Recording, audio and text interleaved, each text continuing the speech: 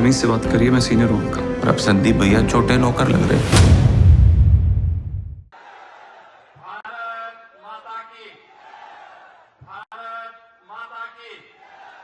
वंदे वंदे वंदे।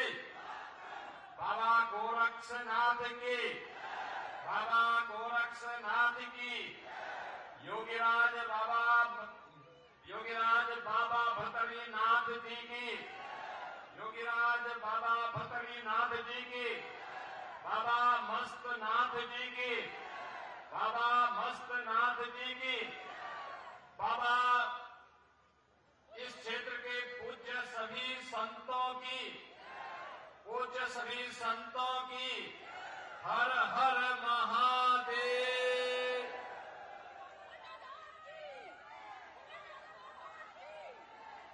लोकप्रिय सांसद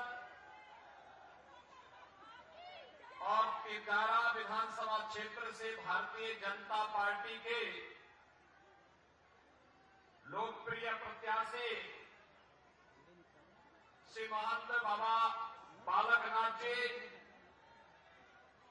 भारतीय जनता पार्टी के जिला के अध्यक्ष सुमेध भाया जी, संभाग प्रभारी श्री विष्णु चेतानी जी, जिला प्रभारी श्री लक्ष्मीकांत भारद्वाज जी,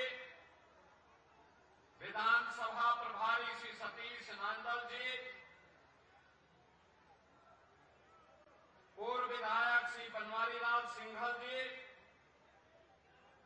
पूर्व विधानसभा प्रत्याशी श्री संदीप दायमा जी, प्रधान तिजारा श्री जयप्रकाश यादव जी, आज के इस कार्यक्रम में उपस्थित सभी पूज्य संतजन, तिजारा विधानसभा क्षेत्र से जुड़े हुए भारी संख्या में नामांकन के इस उत्सव में उपस्थित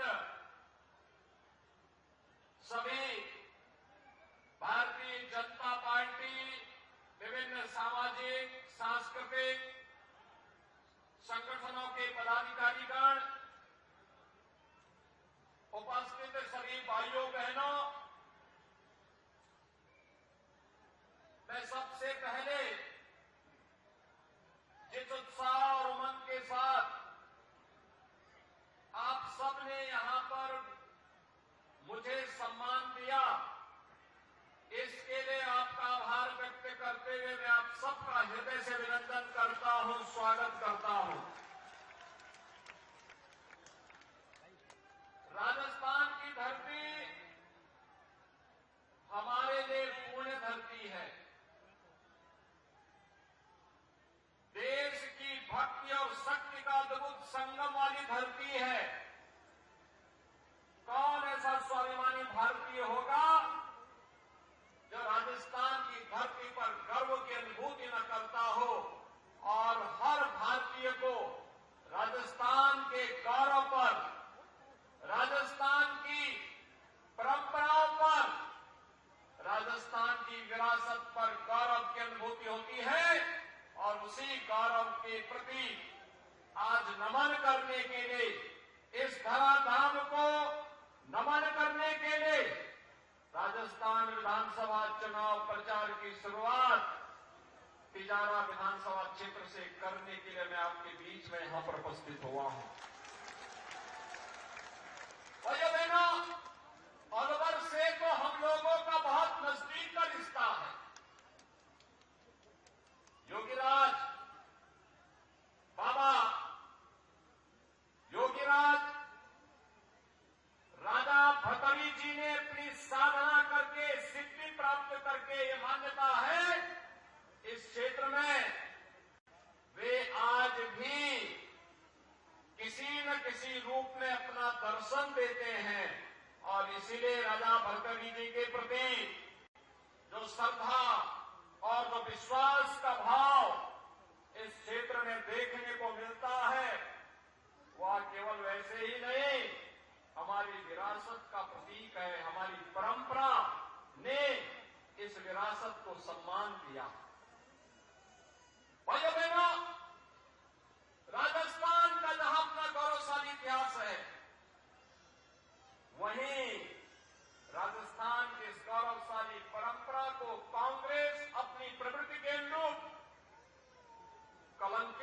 करने में कोई कोर कसर नहीं छोड़ रही है और नहीं छोड़ा है इसने। हमें आश्चर्य होता है, कांग्रेस देश के अंदर समस्या का नाम बन चुका है।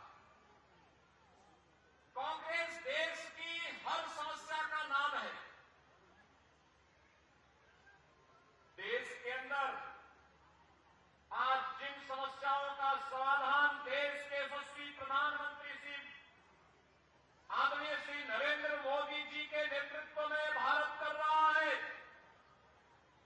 एक एक करके इन समस्याओं का समाधान हो रहा है।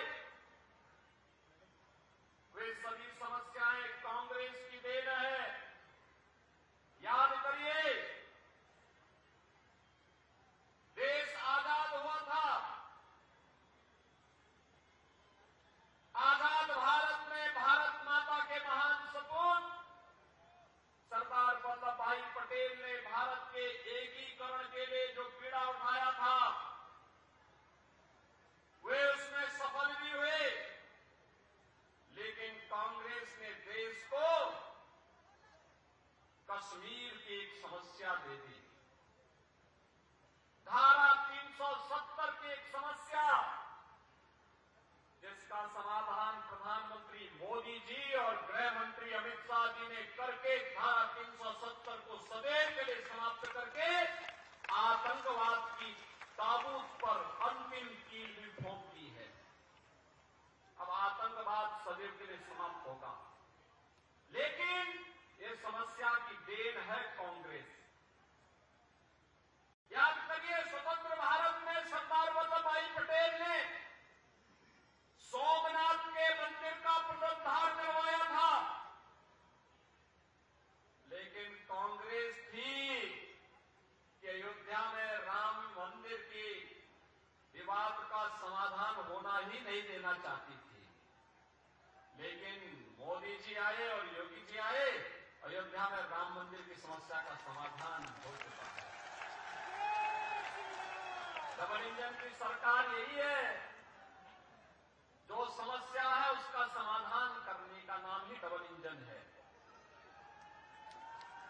भाइयों बहनों, जहां जहां पे भारतीय जनता पार्टी की डबल इंजन की सरकार है,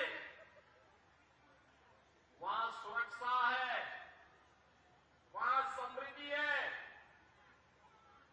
वहां पर विकास है, वहां पे बिना भेदभाव के शासन की योजनाओं का लाभ समाज के हर तबके को उपलब्ध करवाने का कार्य किया जा रहा है। हर तबके को ये सुविधाएं उपलब्ध हो रही हैं बिना भेदभाव के। याद करिए, 2014 में जब मोदी जी देश के प्रधानमंत्री बने थे, उस समय मोदी जी ने एक ही बात कही थी, हमारी सरकार व्यक्ति, जाति, मत, मजहब, क्षेत्र, भाषा के आधार पर नहीं, सबका साथ और सबके विकास की भावना के अनुरूप कार्य करेगी। याद करिए, मोदी जी ने बात कही और उसके अनुरूप उन्होंने योजनाएं बनाई। याद करिए, उन्होंने जो कहा सो करके दिखा दिया। विकास की योजनाओं को घर घर तक पहुंचाने के लिए गरीबों के जनधन अकाउंट खोलने की बात रही हो, गरीबों के लिए आवास देने की बात हो, हर घर में शौचालय देने की बात हो, हर घर में उज्ज्वला योजना का कनेक्शन देने का कार्य हो, हर घर तक बिजली पहुंचाने का कार्य हो, नौजवानों के लिए रोजगार की व्यवस्था हो, महिलाओं के लिए तमाम प्रकार की महिला कल्याण से जुड़ी हुई योजनाएं हो, प्रभावी ढंग से इन्हें लागू करने का कार्य मोदी जी के नेतृत्व में भारतीय जनता पार्टी की सरकार ने किया। मैं पूछना चाहता हूं अशोक गहलोत जी से, अशोक गहलोत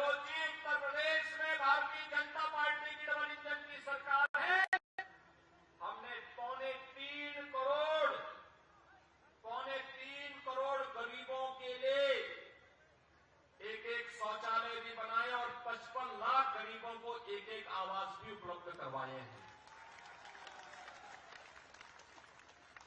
1,75,00,000 गरीबों को उज्ज्वला योजना के फ्री के कनेक्शन उपलब्ध करवाए हैं और उत्तर प्रदेश के अंदर 10 करोड़ लोगों को 5 लाख रुपए की स्वास्थ्य बीमा का कवर दे रखा है। किसी भी हॉस्पिटल में जाएंगे फ्री में उपचार की व्यवस्था होगी।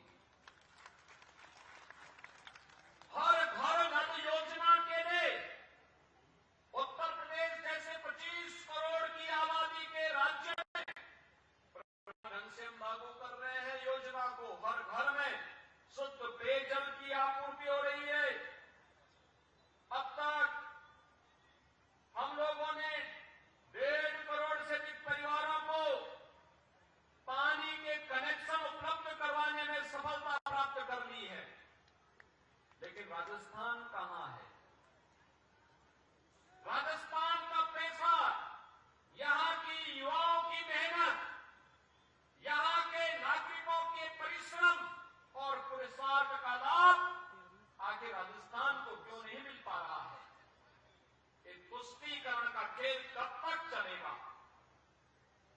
और मैं आपसे पूछना चाहता हूं, एक तरफ आप गौ तस्करों को महिमा मंडित करते हैं और दूसरी तरफ पूज्य संतों के आश्रम पर बुलडोजर चलाते हैं। ये कैसे स्वीकार किया जा सकता है? यहां पे संतों की हत्या होती है, गौ तस्करी और गौ कसी होती है, वाहन बेटियां सुरक्षित नहीं है, व्यापारी की संपत्ति पर कोई भी गुंडा आकर के कब्जा कर लेता है। उत्तर प्रदेश 25 करोड़ की आबादी का राज्य है, लेकिन किसी गुंडे की हिम्मत नहीं है कि किसी बेटी की इज्जत के साथ खिलवाड़ कर सके।